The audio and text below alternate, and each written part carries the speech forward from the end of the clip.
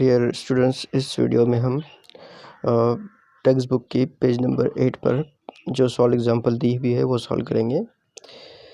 Using truth table examine whether each of the following statements is tautology, contradiction और contingency. और पहला example है P and Q and not P और not Q.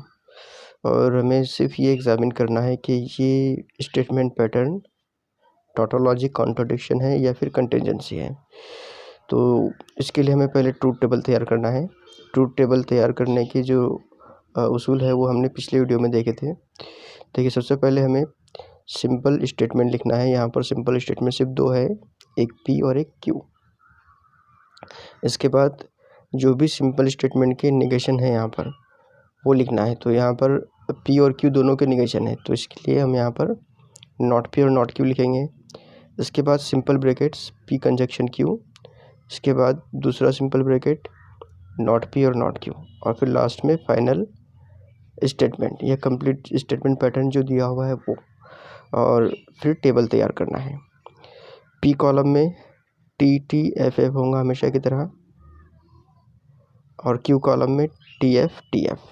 ठीक है, इसके बाद हमें निगेशन पी लिखना है। सो पी का निगेशन होगा एफ एफ टी टी।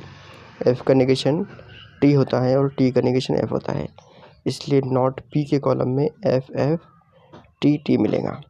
उसी तरह से निगेशन क्यू के कॉलम में इस क्यू कॉलम का निगेशन मिलेगा, यानी यहाँ पर टी है तो एफ मिलेगा, एफ की जगह पे टी लिखना है, टी की जगह पे एफ लिखना है। तो इस कॉलम में आपको मिलेगा F T. P conjunction Q में पहले और दूसरे कॉलम को यूज़ करना है, और यहाँ पर हमें कंजक्शन का रोल यूज़ करना है। कंजक्शन के रोल में यह होता ही है कि अगर एक भी एफ है तो हमको एफ लिखना है, अगर दोनों टी है तो टी लिखना है। तो यहाँ पर दोनों भी टी है, इसलिए यहाँ पर हम टी लिखेंगे, क्योंकि देखिए रोल क्या है, एक भी एफ है तो आंसर एफ आएगा, दूसरा क्या है उससे हमें कोई मतलब नहीं। एफ है तब भी एफ, दूसरा टी है तब भी टी है तब भी एफ, यानी दोनों में से एक एफ है तो आंसर एफ आएगा। देखिए दूसरे रो के अंदर ये दूसरा एफ है, इसलिए आंसर एफ मिलेगा। तीसरे रो में पहला एफ है दूसरा टी है, आंसर एफ मिलेगा। चौथे के अंदर दोनों भी एफ है, इसलिए इसका कंजक्शन एफ मिलेगा। देखिए इस कॉलम के अंदर हमें यूज़ करना है तीसरे और चौथे कॉलम को, और दोनों का डिसजंक्शन लेना है। डिसजंक्शन में क्या होता है कि अगर एक भी टी है तो हमें आंसर टी लिखना होता है। तो देखिए यहाँ पर दोनों एफ है, आंसर एफ आ गया। यहाँ पे दूसरा टी है, इसलिए आंसर टी आ गया। ठीक है, इसके बाद इसमें पहला टी है तो यहाँ पर आंसर आएगा टी। इसमें दोनों भी टी है तो यहाँ पर हमको आंसर टी लिखना है। तो डिसजंक्शन की मदद से हमने ये कॉलम कंप्लीट कर लिया। अब आते हैं फाइनल कॉलम पे। तो फाइनल कॉलम में हमको एक ये कॉलम यूज़ करना है पी कंजक्शन क्यू वाला, और एक not P disjunction not Q वाला कॉलम। इन दोनों कॉलम का हमें लेना है कंजक्शन। ठीक है, कंजक्शन लेना है। कंजक्शन का रोल वही है, अगर एक भी एफ है तो आंसर एफ मिलता है। तो यहाँ पर पहले रो के अंदर दूसरा एफ है, इसलिए आंसर एफ मिलेगा। दूसरे रो के अंदर ये पहला एफ है, इसलिए आंसर एफ मिलेगा। तीसरे रो के अंदर ये पहला एफ है, इसलिए इसका भी कंजक्शन एफ मिलेगा। और यहाँ पर भी पहला एफ है, इसलिए इसका कंजक्शन एफ मिलेगा। अब यहाँ पर अगर आप जो स्टेटमेंट पैटर्न है उसके कॉलम को ऑब्जर्व करें तो इसकी जितनी भी एंट्रीज है, जितनी भी ट्रूथ वैल्यूज़ है वो फॉल्स है, एफ है। इसलिए हम कह सकते हैं कि all truth values in last columns are false. इसलिए हम कह सकते हैं कि ये जो स्टेटमेंट पैटर्न है ये कॉन्ट्रडिक्शन है, हैंस इट इज़ कॉन्ट्रडिक्शन। अगर स्टेटमेंट पैटर्न के कॉलम में सभी एफ मिलते हैं तो पैटर्न कॉन्ट्रडिक्शन होता है, अगर सभी टी मिलेंगे तो पैटर्न होगा टोटोलॉजी, और अगर सभी एफ और सभी टी नहीं मिलते, मिक्स मिलते हैं यहाँ पर ट्रूथ वैल्यूज़, तो ऐसे केस में हम कहेंगे कि स्टेटमेंट पैटर्न कंटिजेंसी है। अगले एग्जांपल देखते हैं। अगले एग्जांपल है P conjunction P implies not Q implies Q. Solution में पहले सिंपल स्टेटमेंट पी क्यू, फिर यहाँ पर निगेशन सिर्फ नॉट क्यू है, नॉट पी कहीं भी नहीं है, तो हम ऐसा करते हैं सिर्फ नॉट क्यू लिखते हैं। ठीक है। नॉट पी के बाद में पी इम्प्लाइज नॉट क्यू, और फिर square bracket P conjunction P implies not Q. अगर यहाँ नॉट पी ना भी लिखते तो कोई फ़र्क नहीं पड़ने वाला था, क्योंकि नॉट पी का कहीं पर भी इस्तेमाल नहीं है। और लास्ट में फाइनल स्टेटमेंट। इसके बाद टेबल तैयार है। पहले पी कॉलम सॉल्व करेंगे। पी कॉलम फिक्स होता है T T F F. Q column के अंदर single T single F, single T single F. Negation of P के अंदर इस पहले कॉलम का नेगेशन लिखना है तो पहले कॉलम का नेगेशन होगा F F T T. Negation Q में इस दूसरे कॉलम का नेगेशन लिखना है तो एफ टी, ये यहाँ पे लिखना है हमको नेगेशन क्यू में, एफ टी। अब इस सिंपल कॉलम को सॉल्व करना है। इसमें क्या है, P implies not Q। P implies not Q के लिए हमें पहला कॉलम और ये चौथे कॉलम की ज़रूरत पड़ेगी। पहला कॉलम इम्प्लाइज चौथा कॉलम, तो इन दो कॉलम की ज़रूरत पड़ने वाली है। और इम्प्लीकेशन वाला जो मामला है उसमें हमको सिर्फ इतना याद रखना है, T इम्प्लाइज F, ये F के इक्वल होता है। इसके अलावा जितने भी कंडीशंस हैं सबके सब T होते हैं।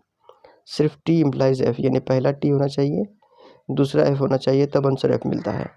तो इत्तेफाक से पहला ऐसा ही केस है, T इम्प्लाइज F, इसका आंसर आपको F मिलेगा। इसमें T इम्प्लाइज T है तो ये T मिलेगा। F इम्प्लाइज F, ये भी T मिलेगा। F इम्प्लाइज T, ये भी T मिलेगा। ठीक है, ये कॉलम यहाँ पर सॉल्व हो गया।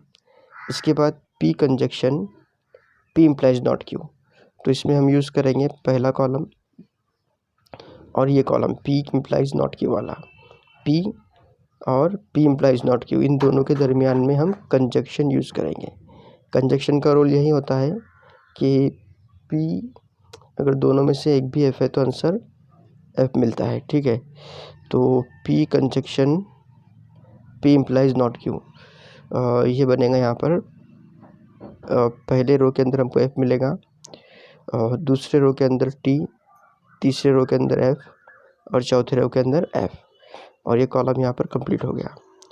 फाइनल स्टेटमेंट पैटर्न के अंदर हमें ये दो कॉलम यूज़ करना है, Q कॉलम और ये P and P implies not Q column. और इम्प्लीकेशन यहाँ पर रेड टू ग्रीन होगा, red to green.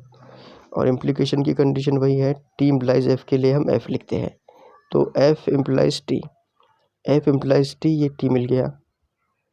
T implies F, T implies F, ये F मिलेगा। F इम्प्लाइज T, ये T मिलेगा। और F इम्प्लाइज F, ये होगा T। तो अगर आप इस लास्ट कॉलम को आप ऑब्जर्व करें तो यहाँ पर F भी प्रेजेंट है और T भी प्रेजेंट है, क्योंकि इसके अंदर ऑल इंट्रीज T नहीं है और ऑल इंट्रीज F नहीं है। तो हम कहेंगे यहाँ पर truth values in last columns are not identical, इसलिए ये जो स्टेटमेंट पैटर्न है ये कंटिंजेंसी है, हैंस इट इज़ कंटिंजेंसी। सिर्फ एक ट्रूथ टेबल सॉल्व करना है, जो स्टेटमेंट पैटर्न दिया हुआ है उसका ट्रूथ टेबल तैयार करना है, और ट्रूथ टेबल की जो लास्ट इंट्रीज है, जो स्टेटमेंट पैटर्न है उस कॉलम की जो इंट्रीज है उसको ऑब्जर्व करना है। अगर वो T है सिर्फ तो टोटोलॉजी, अगर सिर्फ F है तो कॉन्ट्रडिक्शन, अगर मिक्स है तो कंटिंजेंसी। इस तरह से ये काम करता है।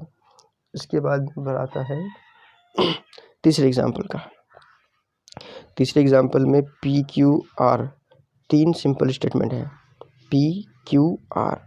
ठीक है, इसके बाद में निगेशन तो कहीं पर भी नहीं है, PQ नहीं है निगेशन, तो निगेशन लिखने की ज़रूरत नहीं है यहाँ पर। इसके बाद हम सिंपल ब्रैकेट लिखते हैं, P इम्प्लाइज Q, उसके बाद Q इम्प्लाइज R, उसके बाद P इम्प्लाइज R।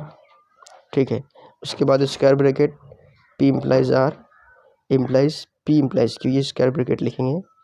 और लास्ट में फाइनल स्टेटमेंट। फाइनल स्टेटमेंट के लिए हम L इस्तेमाल कर सकते हैं फाइनल स्टेटमेंट पैटर्न के लिए, और फिर टेबल तैयार करना है। क्योंकि यहाँ पर तीन सिंपल स्टेटमेंट है इसलिए 8 रोज़ यहाँ पर होंगे, 8 रो हमको लिखना है। जब सिर्फ 2 स्टेटमेंट होते हैं तो 4 रो लिखते हैं, 3 स्टेटमेंट हो गए तो 8 रो लिखना है। अगर 4 स्टेटमेंट अगर आ गए तो 2 की पावर 4 जितना होगा उतने स्टेटमेंट हम यहाँ पर लिखेंगे, यानी कि 16। अब यहाँ पर पी कॉलम में 4 टाइम टी और 4 टाइम एफ लिखना है। 4 टाइम टी 2 3 4 और 4 टाइम एफ 1 2 3 4। उसके बाद क्यू कॉलम के अंदर double T double F, double T double F, double T double F, double T double F.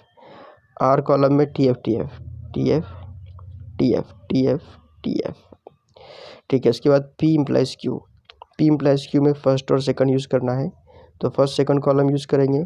और पी इम्प्लाइज क्यू के अंदर आपको कंडीशनल का जो लॉ है वो पता होना चाहिए कि टी इम्प्लाइज एफ का आंसर हम एफ लिखते हैं, बाकी सब टी लिखेंगे। तो पहले रो में टी इम्प्लाइज टी मिलेगा, टी इम्प्लाइज टी ये भी टी मिलेगा, टी इम्प्लाइज एफ इसको एफ लिखना है, टी इम्प्लाइज एफ ये भी एफ बनेगा, एफ इम्प्लाइज टी ये भी टी होगा, क्योंकि सबके शुरुआत में अब एफ है तो ये सबके सब हमको टी मिलेंगे। ये भी टी होगा, ये भी टी और ये भी T. F implies T T, F implies T ये भी T, F implies F T, F implies F T. अगर आपको ये ठीक से समझ में नहीं आ रहा तो आप जो कंडीशनल का ट्रूथ टेबल है वो अपने सामने रख सकते हैं, लेकिन सिर्फ इतना टेबल याद करने की बजाय सिर्फ ये याद कर ले कि टी इम्प्लाइज एफ को एफ लिखना है, बाकी सबको टी लिखना है, तो ये भी चलेगा। इसके बाद अगला जो है वो है क्यू इम्प्लाइज आर, यानी ये दूसरा और तीसरा कॉलम यूज़ करना है।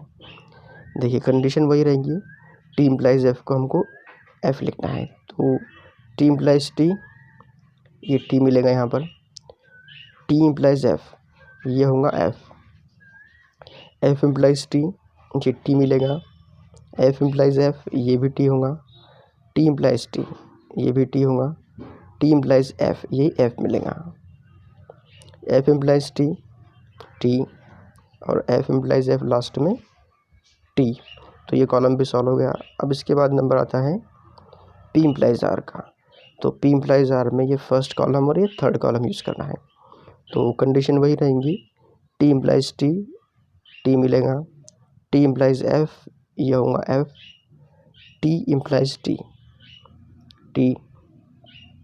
टी इम्प्लाइज एफ ये एफ मिलेगा।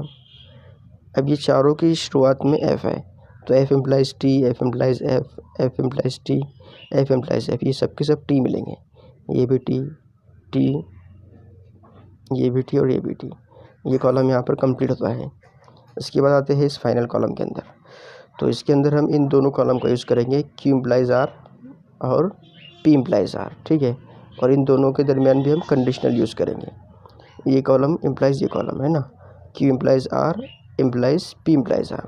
तो देखिए यहाँ पर टी इम्प्लाइज टी ये टी होगा, एफ इम्प्लाइज एफ ये भी टी मिलेगा, टी इम्प्लाइज टी ये टी मिलेगा, टी इम्प्लाइज एफ ये एफ होगा, T implies T F implies T implies T ये भी टी होगा, और टी इम्प्लाइज टी ये भी होगा टी के इक्वल।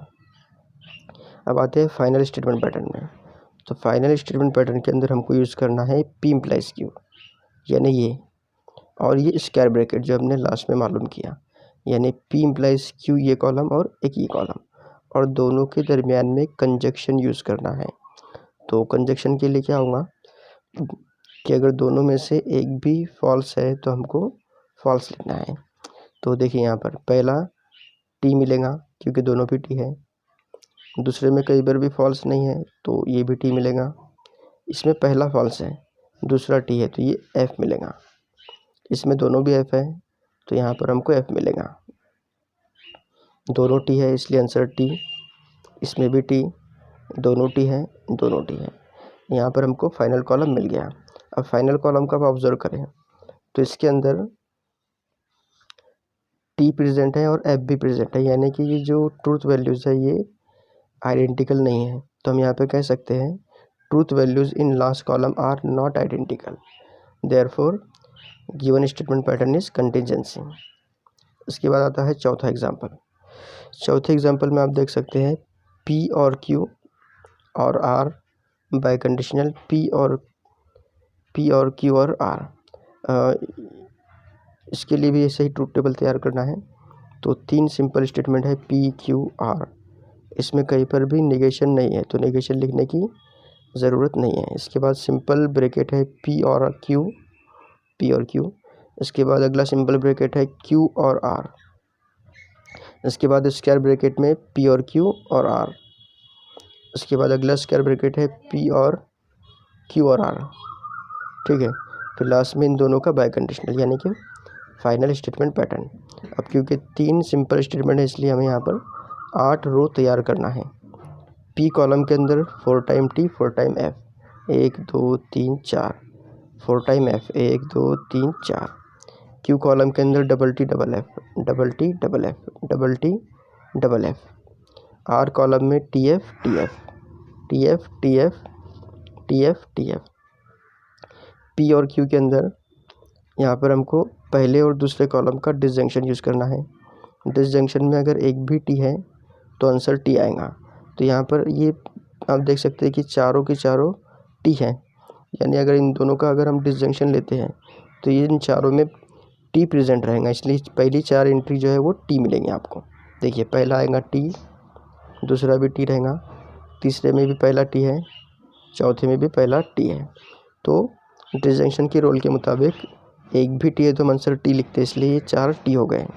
अच्छा यहाँ पर देखो, तो यहाँ दूसरा टी है इसलिए इसका ट्रूथ वैल्यू टी आएगा। यहाँ पर एफ एंड टी, ये भी टी आएगा। इसमें एक भी टी नहीं है, दोनों एफ है इसलिए आंसर एफ रहेगा। यहाँ पे दोनों एफ है इसलिए इसका एफ मिलेगा। अब आते हैं क्यू और आर पर। क्यू और आर दोनों के लिए डिसजंक्शन यूज़ करना है, यानी एक भी टी है तो आंसर टी लिखना है।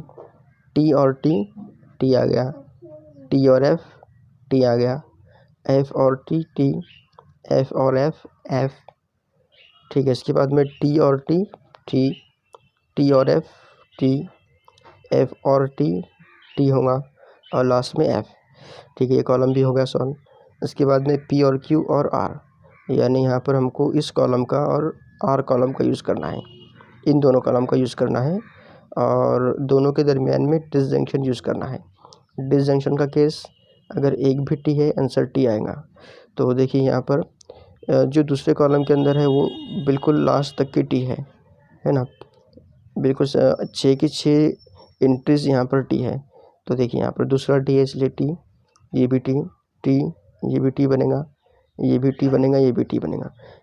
डिसजंक्शन में अगर एक भी टी है दोनों कॉलम में से तो हमको टी लिखना होता है, इसलिए ये जो दोनों कॉलम है इसमें दूसरे नंबर पे यहाँ तक की टी था इसलिए हमने इनको टी लिख दिया। अब देखिए इसके बाद जो है ये रो के अंदर पहला टी है दूसरा एफ है इसलिए आंसर इसका टी आएगा, और लास्ट में दोनों एफ है इसलिए इसका आंसर एफ आएगा। अब आते हैं फाइनल में। इसके अंदर पी और क्यू यूज़ करना है, इन दोनों कॉलम का यूज़ करना है, दोनों का डिसजंक्शन यूज़ करना है। तो देखिए यहाँ पर पहले रो में दोनों टी है, टी आएगा। इसमें भी दोनों टी है, दोनों टी है, आंसर टी आएगा। पहला टी है इसलिए आंसर टी आएगा, दूसरा टी है टी, इसमें भी दूसरा टी है तो आंसर टी, दूसरा टी है इसलिए टी, और दोनों एफ है इसलिए इसका आंसर एफ आएगा। अब आते हैं फाइनल स्टेटमेंट पैटर्न में, जिसके अंदर हमको इन दोनों कॉलम का यूज़ करना है, एक ये कॉलम और एक ये कॉलम, और दोनों कॉलम का हमें लेना है बाय कंडीशनल। बाय कंडीशनल का केस ऐसा होता है कि अगर दोनों भी एंट्री एक जैसी है तो आंसर हमको टी लिखना है। दोनों अगर अलग अलग है, एक टी है एक एफ है, एक एफ है एक टी है, तो हमको एफ लिखना होता है। तो देखिए पहले रो के अंदर दोनों सेम है क्या, नहीं बस ये देखना है, दोनों सेम है, आंसर टी। ये कब लिखना है, जब बाय कंडीशनल है तब। उसके बाद दोनों सेम है टी, ये भी टी, ये भी टी, दोनों सेम है टी, ये भी टी, ये भी टी आएगा, ये भी टी, और ये दोनों एफ है इसलिए इसका आंसर भी टी आएगा। तो अब ये तो क्लियर बात हो गई कि जो हमारा स्टेटमेंट पैटर्न है उसके कॉलम के अंदर सभी एलिमेंट सभी एंट्रीज टी है।